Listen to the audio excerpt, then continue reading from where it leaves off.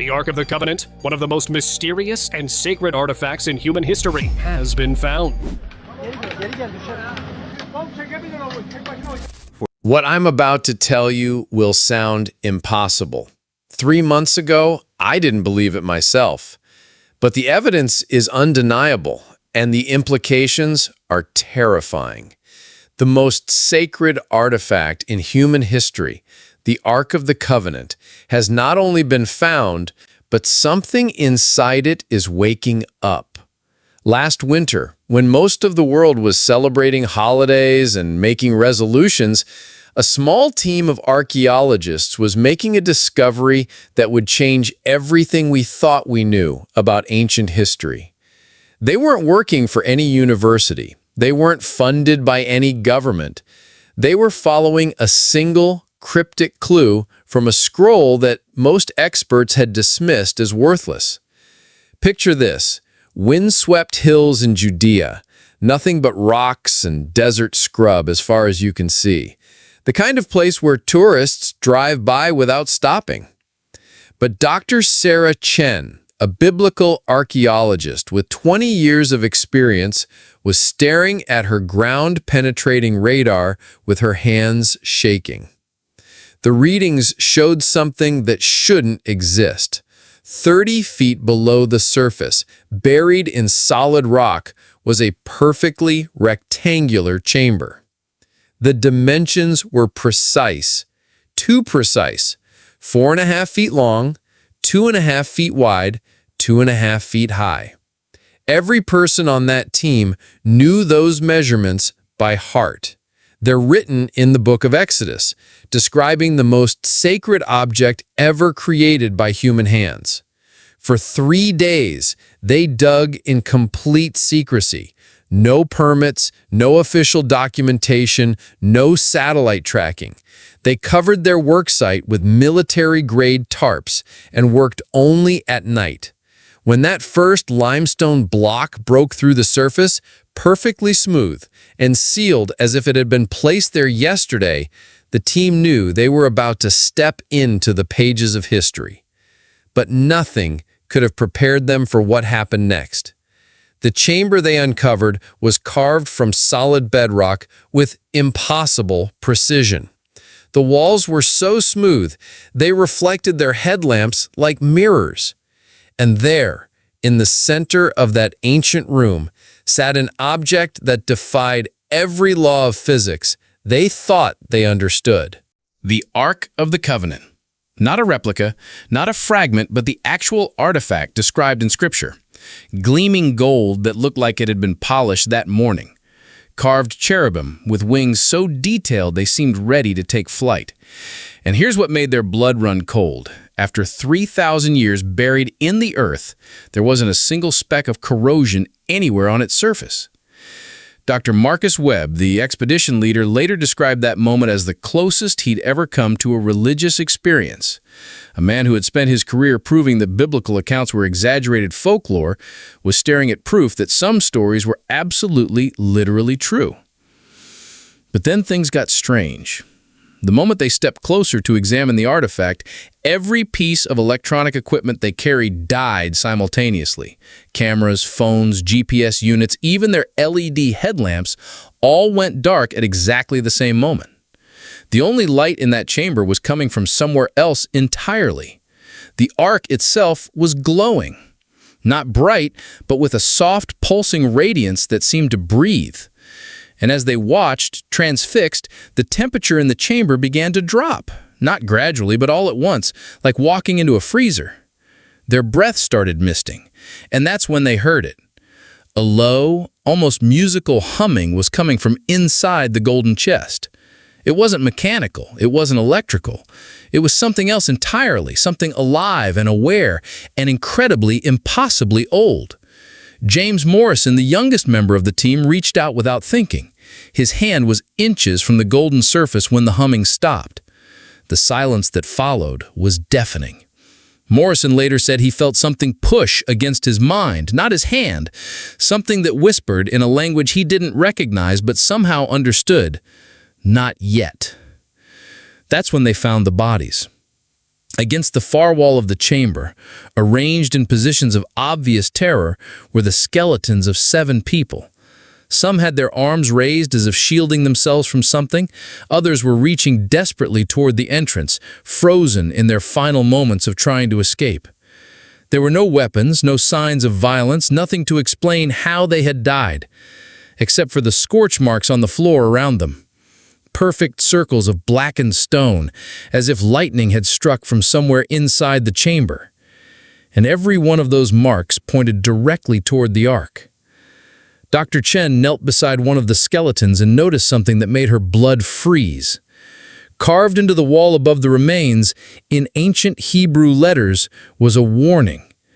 Do not awaken the fire that sleeps within. They had 15 minutes to document what they could before everything changed.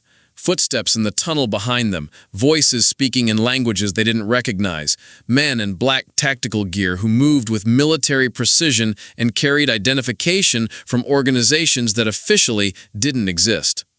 Within an hour, the entire site was locked down, equipment was confiscated, documentation was seized, and every member of the expedition was handed a non-disclosure agreement that came with an implicit threat. Sign this or disappear. 6 of them signed. The 7th, James Morrison, refused. He was escorted away by 2 men who said they were from the Ministry of Antiquities. That was 3 months ago. He hasn't been seen since. But Morrison had done something brilliant in those final moments before the site was overrun. He had managed to hide a single piece of evidence, a fragment of parchment he had found beneath the ark, covered in ancient Hebrew script. Before his disappearance, he smuggled it to a colleague in Jerusalem who translated it immediately. The translation changed everything. The parchment described a second location, hidden beneath the stone where 2 temples fell. Any biblical scholar knows exactly what that means, the Temple Mount in Jerusalem, one of the most politically volatile and heavily guarded pieces of real estate on Earth. For decades, any kind of excavation there has been absolutely forbidden by religious authorities, government officials, and military forces from 3 different nations.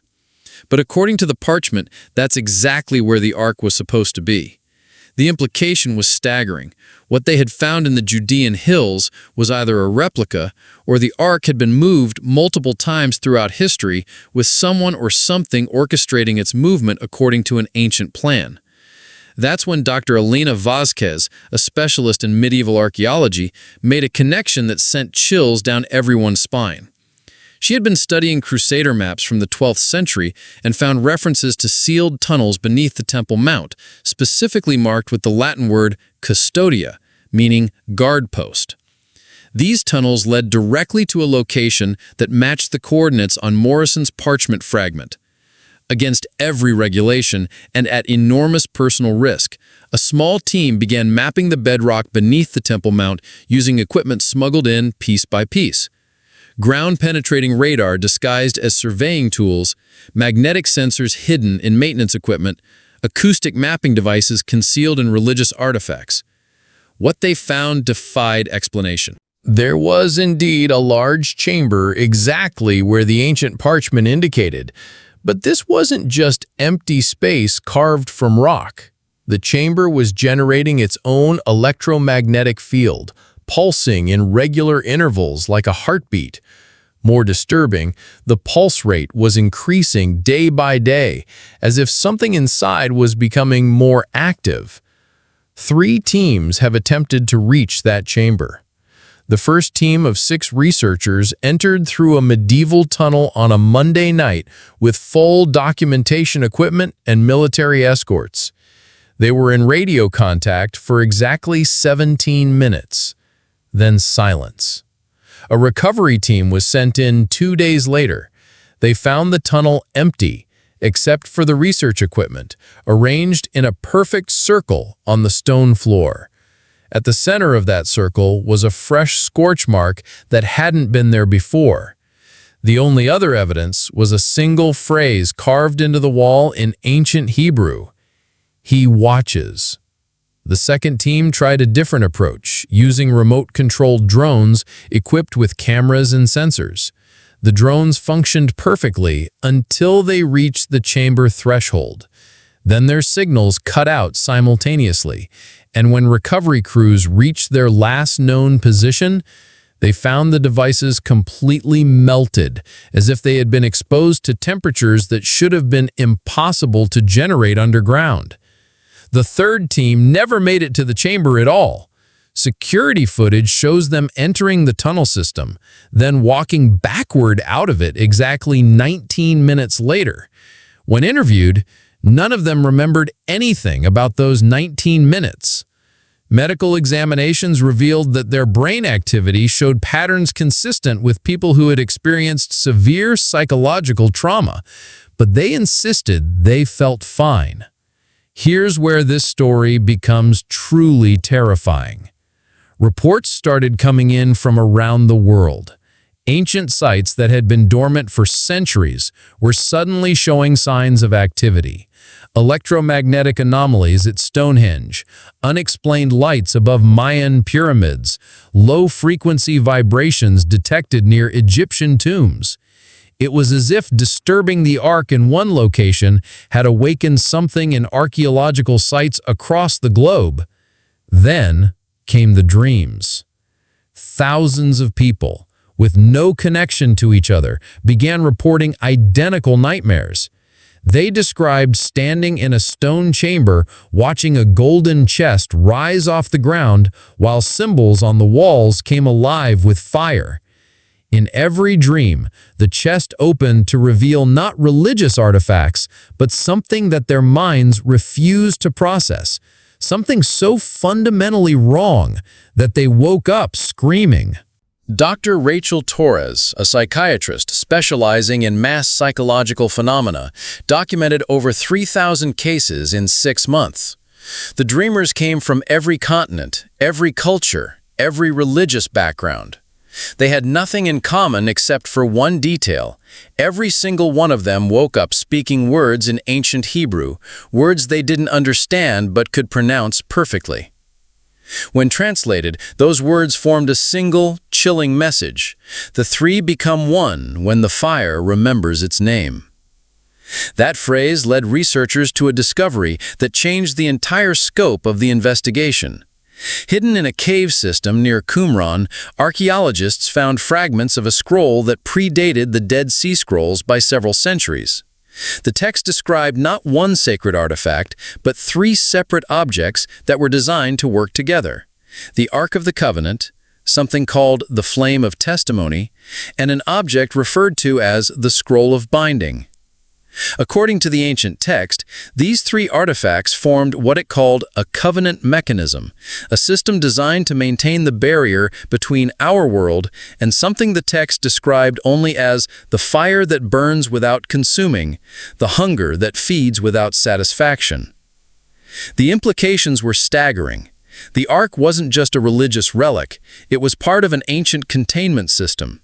And if the other 2 components were activated, the results would be catastrophic. Intelligence agencies across the globe began searching historical records for any mention of objects matching the descriptions of the missing artifacts. What they found was a pattern of mysterious disappearances, unexplained deaths, and government cover-ups stretching back to the 1940s. Declassified documents from Operation Paperclip, the secret U.S. program that recruited Nazi scientists after World War II, contained references to Project Cornerstone, an investigation into objects of anomalous energy output recovered from archaeological sites across Europe and the Middle East. The project was terminated abruptly in 1947, and all personnel involved were reassigned to classified positions they would hold for the rest of their careers. Dr. Heinrich Schreiber, one of the few surviving members of Project Cornerstone, was interviewed at a secure facility in Nevada just before his death in 2019. The interview was classified until last month, when portions were leaked to journalists investigating the Temple Mount incident. Schreiber's testimony was terrifying in its implications. According to him, the project had indeed located 2 of the 3 covenant artifacts. One was recovered from a bombed cathedral in Germany, the other from a sealed chamber beneath an Egyptian pyramid. Both artifacts exhibited properties that defied conventional physics. They generated electromagnetic fields, maintained internal temperatures far below ambient levels, and caused electronic equipment to malfunction in their presence. More disturbingly, both artifacts seemed to respond to each other's presence. When brought within a mile of each other, they began emitting synchronized pulses of energy. Animals exposed to these pulses exhibited behavioral changes that persisted for weeks. Increased aggression, apparent hallucinations, and most unnervingly, the ability to navigate complex mazes they had never encountered before, as if they were accessing information from an external source. The project was terminated when researchers attempted to activate both artifacts simultaneously. The result was an explosion of electromagnetic energy that destroyed most of the laboratory and killed 7 researchers instantly. The survivors reported seeing what they described as figures made of light moving through the facility for several hours after the incident. Both artifacts were immediately sealed in separate locations, their whereabouts classified at levels above top secret. But according to Schreiber's testimony, the energy signatures from both objects began increasing dramatically 3 months ago. At exactly the same time, the Ark was discovered in Judea. This brings us to last week. A video surfaced on encrypted channels used by archaeologists and intelligence operatives. The footage was less than 2 minutes long, shot with a handheld camera in what appeared to be the chamber beneath the Temple Mount. The image quality was poor, the lighting was minimal, but what it showed was unmistakable. The Ark of the Covenant was hovering 3 feet above the stone floor. The golden surface was pulsing with light that synchronized with a deep, rhythmic humming that was clearly audible in the recording. The carved cherubim on the lid appeared to be moving, their wings slowly spreading and folding in patterns that hurt to watch. Symbols carved into the chamber walls were glowing with the same golden light, creating shifting patterns that seemed to spell out words in languages that predated human civilization. But the most disturbing part of the video came at the end. Behind the Ark, the air itself began to distort, like heat waves rising from summer pavement. Something was materializing in that space, something vast and dark and incomprehensibly ancient. The camera operator was backing toward the exit when 2 words appeared on the walls in letters of fire. "It comes." The video was online for exactly 14 minutes before every copy was scrubbed from public servers. But intelligence agencies estimated it had been downloaded over 50,000 times in those 14 minutes, spreading through networks they couldn't monitor or control. Within hours, military units were mobilizing near archaeological sites across the Middle East. Flights were grounded over significant historical locations. Ancient ruins were evacuated and sealed without explanation. Something was happening. Something that governments around the world were desperate to contain. 3 days ago, seismic monitoring stations detected a massive electromagnetic pulse originating from beneath Jerusalem. The pulse lasted for exactly 7 seconds and was powerful enough to disrupt satellite communications across 3 continents. When the pulse ended, every piece of electronic equipment within a 5-mile radius of the Temple Mount had been permanently disabled. Emergency response teams entering the area reported seeing figures moving through the streets, human in shape but composed entirely of golden light. These figures ignored attempts at communication and seemed to be searching for something specific. Security cameras that somehow survived the electromagnetic pulse showed them entering buildings, examining ancient stones, and disappearing when approached.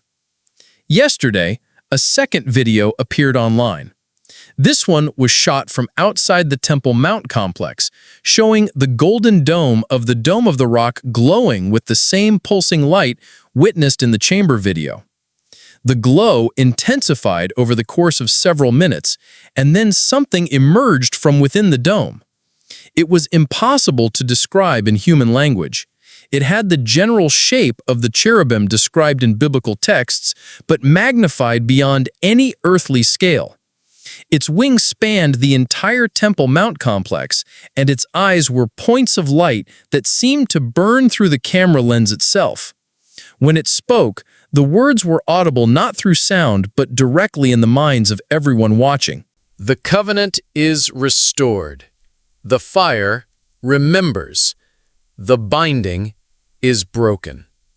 The video ended when the figure turned its gaze toward the camera and the electronic device recording it disintegrated. That was 18 hours ago. Since then, reports have been flooding in from archaeological sites worldwide. Ancient artifacts are activating simultaneously. Stone circles are generating electromagnetic fields. Pyramids are emitting frequencies that can be detected from orbit. Something that was contained for thousands of years has been set free, and it's calling to every sacred site on Earth. The most terrifying part is that this appears to be exactly what was supposed to happen. The ancient texts, the carefully preserved hiding places, the coordinated movements of artifacts across centuries of human history, all of it was leading to this moment. The Ark of the Covenant was never lost. It was waiting. And now that it's been found, the covenant it represents is being fulfilled whether humanity is ready or not. Whatever comes next, we're about to discover that some legends were never meant to be just stories. They were warnings, and we ignored them for far too long. The fire has awakened. The watchers have returned, and the age of hiding sacred truths from human eyes is over. What happens next will determine whether that's humanity's greatest discovery or its final mistake.